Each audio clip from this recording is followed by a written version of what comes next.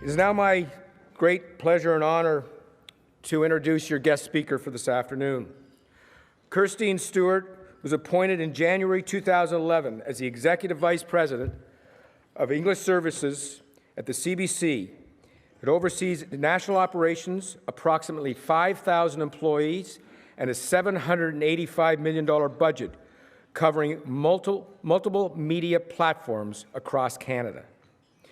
Since coming to the CBC in 2006 as General Manager Television, Kirstine has reestablished the CBC as a leader in Canadian-made television, programming, and broadcasting by commissioning the greatest number of Canadian content hours the CBC has ever had in prime time, including many breakout Canadian hits.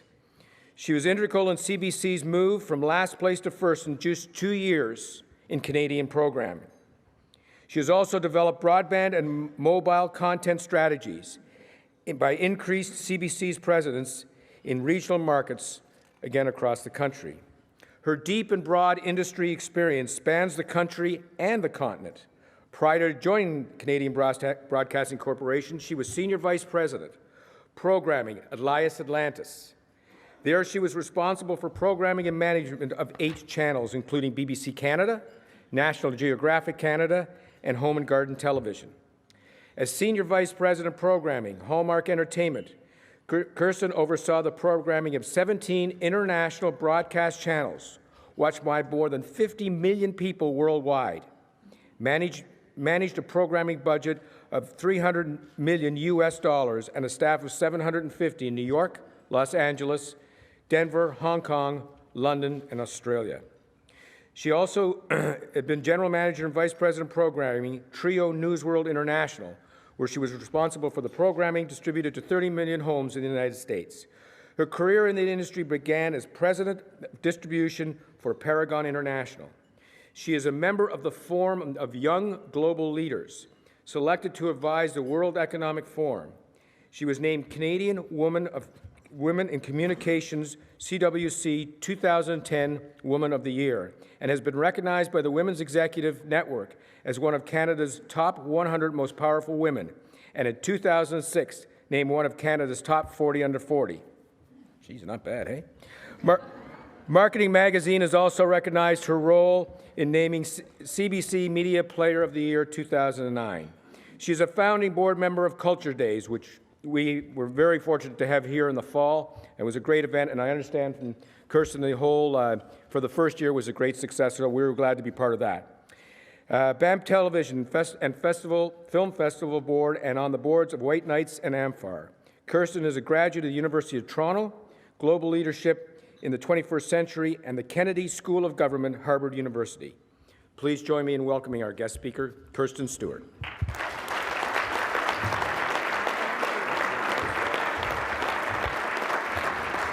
Thank you. I see they went with the long bio. And I guess now I'm an Empire Club woman. So thank you to Tim, thank you to the Empire Club, and thank you, ladies and gentlemen, for joining me here this afternoon. I'm very honored to be with you here today. I think it's fitting that my first major address as Executive Vice President of CBC English Services is here at the Empire Club. For over 100 years, the Empire Club has been the preeminent speakers forum to support and encourage active discussion and debate. And through its history, it has featured at the podium remarkable Canadian thinkers and Canadian storytellers, reflecting the ideals and values of Canada. Likewise, CBC was created out of the ideals and values of our great country, and we take pride in that. As a media organization, we believe it is our duty to build a forum for active discussion and debate, reflecting a diversity of voices and ensuring a diversity of opinion. So this, I believe, is an appropriate platform for me to share our vision for the future of the CBC. The CBC acts as a facilitator, distributing and analyzing news, exchanging information, and connecting to people through the telling of stories made for and made by Canadians. And we too are the home of great Canadian thinkers and Canadian storytellers. Very sadly, this week we experienced the loss of one of our own great storytellers, Roger Abbott. He was the founder and star of the iconic Royal Canadian Air Farce, and we are going to miss him terribly. Looking back on the man and what he brought to the CBC and to millions of Canadians that he made laugh every week, I realized that Roger's life is truly a shining example of a life lived in the service of Canadians and a great illustration of what CBC is all about. Air Farce was actually one of the first multi-platform shows. It got its start on CBC Radio in the 1970s, and its raw satire of politics and life in Canada soon moved to television, where for 28 years it continued to provoke laughter out of the reality of Canadian politics.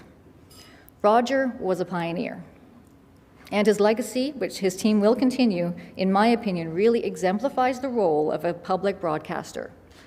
To take the issues that are important to Canadians and explain them in a way that engages the audience. It accommodates an audience by actually moving through the mediums, moving between them, adapting the content to new technologies along the way. Because a legacy is not just your history, it's actually what you bring forward from your history into the future. Because whether it's our comedy, our dramas, the 59 years of Hockey Night in Canada, or the 50 years of Nature of Things, CBC has always celebrated the best of Canada. What Roger and so many others have created through the past 75 years of the CBC is what we build upon every day. And just as the Empire Club is changing with the times, we look to our future at the CBC and how we can change and adapt to serve Canadians better, how we can matter even more. What we envision, and what I have both the privilege and the challenge of turning into reality, is nothing less than a redefinition of the CBC as a truly modern public broadcaster. And we will strive to be the standard bearer for public broadcasting and for media everywhere. For 75 years, the CBC has carried the voice of Canadians, as is often said, from coast to coast to coast. We've been the place that Canadians have turned to in good times and in bad for information, for reassurance, and for the whole story. From Matthew Halton to Knowlton Nash to Peter Mansbridge, from Adrian Clarkson to Adrian Arsenault, there is at CBC a truly dedicated family of individuals both in front of and behind cameras and microphones. These are the people who understand the importance of our role in this country and have kept the spirit and the integrity of public broadcasting alive while they do their very best to bring Canadians what it is they need and deserve from their national media. Within Canadian boundaries and around the globe, the men and women of the CBC work every day to bring Canadians into the story for a first-hand view of events at home and around the world. CBC has played an important part in both documenting and sometimes provoking Canada's evolution. We as Canadians are proud of the place our country holds for many around the world. Canada has long been the home for those escaping persecution, poverty, and unrest. We have nurtured innovators and provided opportunities for entrepreneurs. And outside our borders, we support our NATO allies and other governments when help is needed. Today, our country is no longer shy about our contributions, and Canada's confidence shows. We are a country that has come of age, and CBC is there every step of the way. Today, as modern public broadcaster, it is our responsibility to learn and to adapt to the ways Canadians want to engage, to do what they feel is important for us to do, and for us to be there where it matters. Moving forward, our focus needs to be even more precise. It is less from coast to coast to coast, and it's more built from the cities and the towns and the neighborhoods across this country. It's all the parts that make Canada great. What I see as the next stage of evolution for the CBC is a complete transition to a modern public broadcaster who truly knows and truly recognizes and delivers on the needs and desires of what matters to Canadians. We will be the place to nurture, to exchange, to debate, to ensure accessibility of and a diversity of ideas and of ideals. Excuse me. Thank you.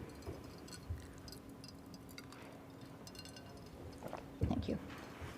We will be the platform for the development and the growth of great Canadian culture and great Canadian stories. We will not forget that content comes first. It is our job to use all means, all ways and devices that are possible to get the greatest, highest quality of Canadian content into the hands and homes of Canadians. And the CBC has been working hard at the plan, everyone and in every way, so that we can deliver on that promise. It is Canadian to be infinitely curious about the world around us and crave not just news and information, but also look for the stories that tell our own experiences of living in this great country. and where CBC's past is bursting with great radio and television shows that have touched the hearts of Canadians, made us cry, made us angry, made us cheer, and made us laugh, the medium can no longer be a passive form of information or entertainment. No longer can anyone in media take a patriarchal view and dictate what their audience should want, nor presume what it needs. The former one-way communication out from a broadcaster on high, speaking from ivory towers, is outdated, it's unpopular, and it can be downright dangerous. This modern era demands information and craves entertainment on a scale like never before. It's fitting that Marshall McLuhan, a Canadian, coins the message, the medium is the message. Technology has put the power of the medium, the power to create, to comment, and to communicate directly into the hands of the people. Now that anyone anywhere has the tools at hand to literally become a broadcaster themselves, traditional media starts to look a little bit obsolete. But surprisingly, media is instead propelled into a role even more important today, because media has an opportunity and even an obligation in this time of instant communication to become the place, the forum, the facilitator, the fact-checker, and the great equalizer. Media is there in both traditional and new platform space to provide the needed balance, and we ensure diversity of voice and diversity of opinion. The job is not to play cop on the content superhighway, but to actually create a space. What we do is widen the road and provide multiple opportunities for exploration and for the depth of examination and context that no single voice can provide. That is why, when fiction and fact travel around the world at lightning speed, a strong and independent public broadcaster means more than ever before. We will continue to provide Canadians with a snapshot of life in Canada, for families who have been here for generations and for those who have chosen to make Canada their home. Canada is a country made strong by its diversity, recognizing our differences and celebrating our similarities. CBC is here for all Canadians and provides a forum for exchange of ideas and stories. We strive to be authentic in our representation of Canada today. We have the first fully diverse Toronto newscast on television, with Anne-Marie Medawake and Dwight Drummond. Matt Galloway has been a strong voice for a long time on CBC Radio and moved last year to the great position of the illustrious Metro Morning Spot. Jian Ghomeshi, Sahana Marchand, Soo-Kyung Lee, these are many of others behind the desk at CBC who now look and sound like the many Canadians with different backgrounds that we are talking about and talking to.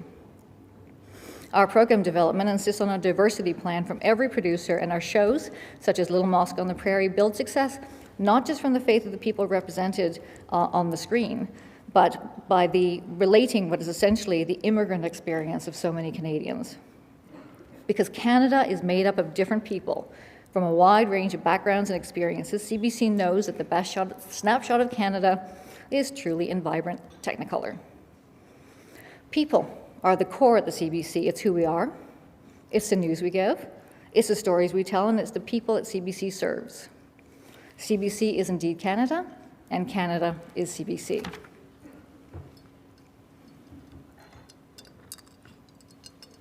And that is the root of our Strategy 2015 plan, everyone, every way. It's an ambitious plan that's going to serve all Canadians to the best of our abilities, everyone, every way. We're going to maximize the funding we receive and the revenues that we self-generate and invest them back into the priorities that Canadians have for their modern public broadcaster, what they expect from the CBC. This is a plan that builds upon a great CBC legacy. This is a plan that learns from the mistakes that have been made. And this is a plan that focuses on 3 clear pillars that we have heard Canadians want from us. As Canadians, we've always expected that the public broadcaster reflect, engage, and inspire us. And with this commitment, the CBC further respects this country's unique attributes and qualities. Over the next 5 years, we will be more Canadian, more local, and more digital in order to serve more Canadians more of the kind of content they want from CBC. Putting Canadian content first hasn't always been at the forefront of the CBC. In those early years of Air Farce on CBC television, it could have easily have been scheduled before Mork and Mindy and after Joni Loves Chachi. Both were on the CBC primetime schedule. So you can say we've come a long way, baby. Today, it's clear that Canadians do want Canadian news and entertainment. The same democratic system that votes in a government votes every time a viewer or listener clicks, changes a dial, or tunes into a Canadian show. Even more satisfying is when those choices are made against foreign programming. Canadians are voting to see more of themselves, electing to watch and listen to the stories and to the places and the people and the issues that actually reflect their own experiences. So whether it's Fifth Estate, this year earning its biggest ever audience, or Dragon's Den, stirring up the spirit of entrepreneurship and literally investing millions of dollars across this country, whether it's Afghanida, dramatically representing the experiences of our brave servicemen and women, or The National, as it happens, The Current, giving Canadians quality journalism and current affairs through ongoing news and analysis. For every click, turn, or even counting the millions who cheer for Hockey Night in Canada when a favorite team scores, go Leafs. We know we have learned, might be too late, we know we have learned when the CBC connects Canadians to shows that we are truly successful. So the first pillar of this plan is to be even more Canadian, to be Canada first. We made a move just 3 years ago to be 100% Canadian content in kids. When we serve parents and kids under 5, we think it's important that they learn first and foremost in a 100% Canadian and 100% commercial-free environment. For those of us who proudly had our own tickle trunk, like on Mr. Dressup, as I did, and anyone today whose kid is a fan of Mama Yama, I think you know what I'm talking about. Even today in primetime television, we have depended on foreign programs like Jeopardy as a crutch to develop and showcase our own Canadian stories on television. And lo and behold, it was a plan that worked. These past few years have fostered new relationships with producers, both independent and within the CBC, and from all across the country. They create new Canadian hit shows on television, and they've reinvigorated CBC classics. Our viewership is the highest it's been on television in 15 years. That's a lot of people voting with their remote. So now we don't need those crutches anymore. We work with thousands of creative people across the country who now form a strong industry of content creators who are showcased not just on the CBC, but also outside of Canada's borders on a world stage. And it's that talented group that has given us the hits now entertaining millions of Canadians, like Republic of Doyle and Heartland, Battle the Blades and the Rick Mercer Report. CBC is made stronger by Canadian shows, and Canadian shows are made strong at the CBC. It's a valuable relationship that works, and by increasing our Canadian content on television and online, together we will bring Canadians more of the Canadian stories that they want to watch. And now that we have built back a relationship with Canadian audiences through a breadth of ongoing series, we can punctuate our success with more special event programming, and we're going to bring that new audience along with us. Signature programming using multiple platforms to build an important message and reach out to Canadians will be featured even more than ever on CBC outlets. And we'll build on the business relationships that we have in the community to support these initiatives, which are often in line with their own priorities. We'll connect with organizations such as Participation and with concerned citizens on our Live Right Now campaign, which is aimed at giving Canadians the tools they need to lead better lives. It's CBC News' Champions of Change. It's Crafts Hockeyville. It celebrates the spirit of our national sport across the towns across this country. It's Canada Reads, now on radio, on television, online, network, and in local, working together, highlighting the best of Canadian authors. It's The Genies, celebrating great Canadian film with more audience this last month than it had received in the last 15 years combined. And it trended #1 in Canada on Twitter that day. So now, in the realm of special events, I'm thrilled to announce our newest partnership with Mr. Jack Rabinovich. The Scotiabank Giller Prize is now moving to CBC Television, CBC Radio, and all our platforms every year for the next 5 years. So thank you, Jack.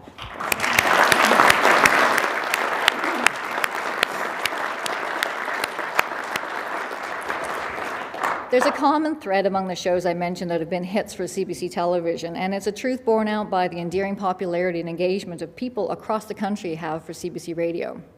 CBC Radio has long recognized the value of Canadian programming to Canadians, and it's built its relationship with the country, community by community.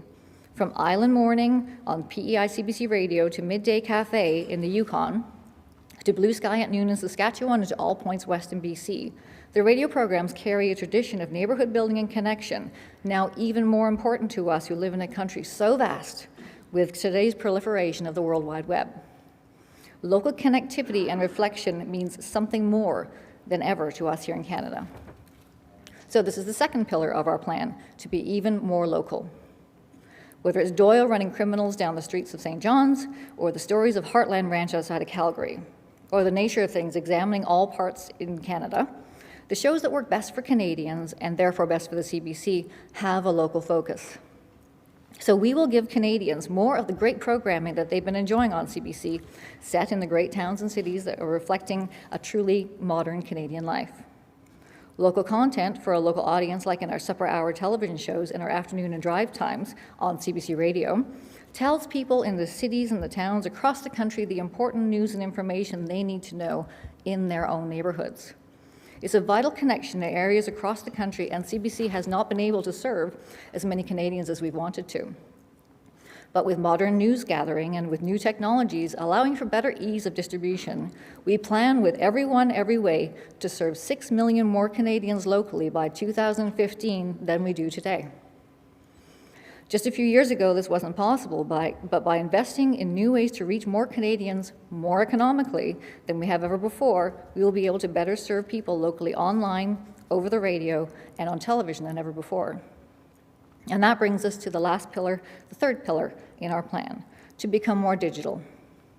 Whether it's through Canada's first 3D broadcast, to the invention of instant replay, first used anywhere worldwide on CBC Sports, to the millions of Canadians who click and read and view and listen to CBC.ca, to CBC's status as a most downloaded podcast in Canada for shows like George Stroumboulopoulos' Tonight or Q with Jean Ghomeshi. CBC knows the importance of a public broadcaster's ability to harness and nurture innovation and technology. And today, technology allows for a speed and breadth of information on a more economical scale. Over the next 5 years, we will continue to be at the forefront of technology that Canadians want to use, and we're going to reach them in their towns, communities, and homes with even more information more quickly, more deep context, and more opportunities for people to explore what excites them and motivates them to be the virtual forum for all. We will use new technologies to make the content more affordable in its creation. We've seen this through CBC's ambitious news renewal this past year, and we will look to other areas where technology can provide us with the edge we need to make more content in the relatively stagnant funding we have at our disposal. We will learn to do more, and we will learn to make more with less. And technology will get us there by providing ways to save resources while not scrimping on the quality Canadians expect from the CBC on any platform. It will give us the ability to better serve a variety of genres, and it will, for example, in music, on new streams. CBC will create more opportunities for radio programming on multiple platforms, building on the success of CBC Radio in its traditional form on a dial and exploring new possibilities for radio programming in all media. We're excited about this plan, about all the possibilities ahead of us. A modern public broadcaster is one that serves its public. Everyone, every way. We will be that broadcaster. We will be here serving more Canadians than ever before. If it's important to the CBC, if it's important to Canada, it's important to the CBC. By creating even more great Canadian content on multiple platforms, by reaching and serving more Canadians in the towns and the cities in which they live, and by being a broadcaster at the forefront of technology, we will connect to Canadians and connect Canadians to each other. Everyone, every way. Thank you, ladies and gentlemen. Thank you for being here, and thank you for listening.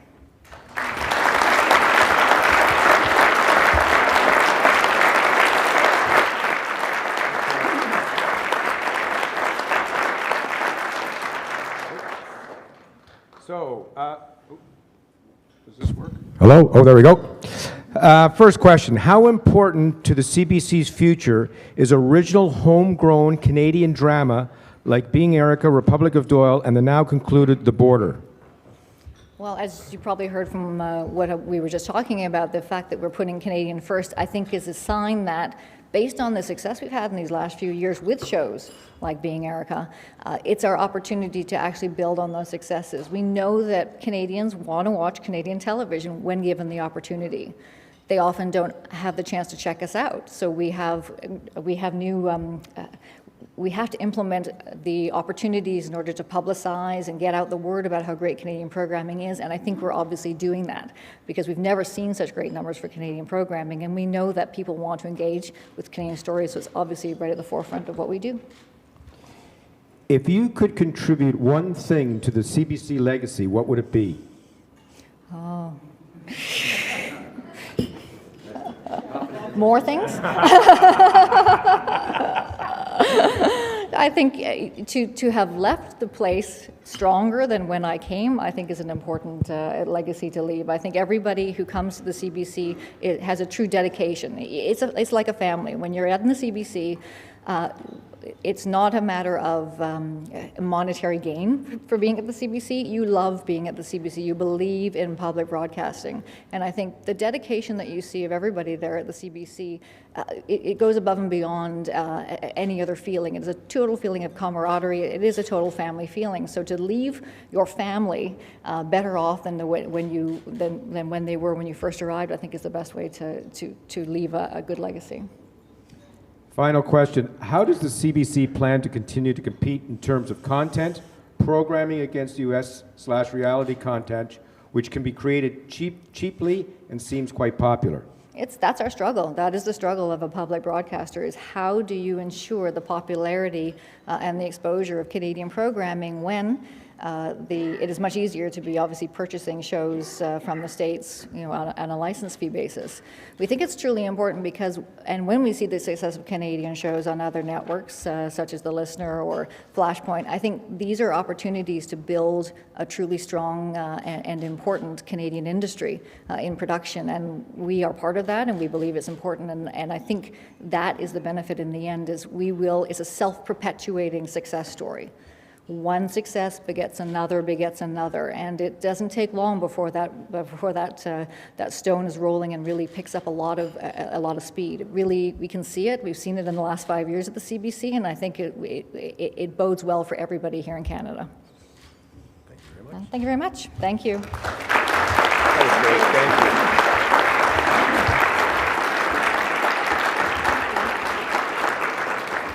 I would ask Verity Craig to come to the podium to formally thank our guest speaker.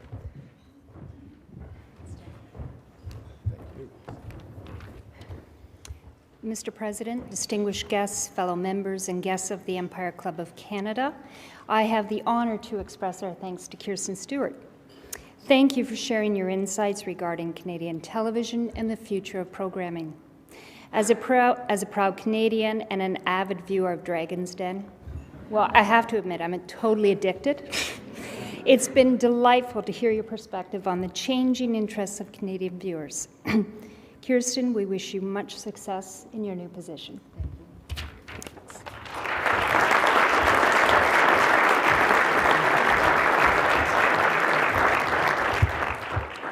Kirstine, as a token of our appreciation on behalf of the Empire Club, I would like to present you a copy of Who Said That? Memorable notes, quotes, and anecdotes selected from the Empire Club of Canada speeches 1903 to 2003. Well, thank you very much. Thank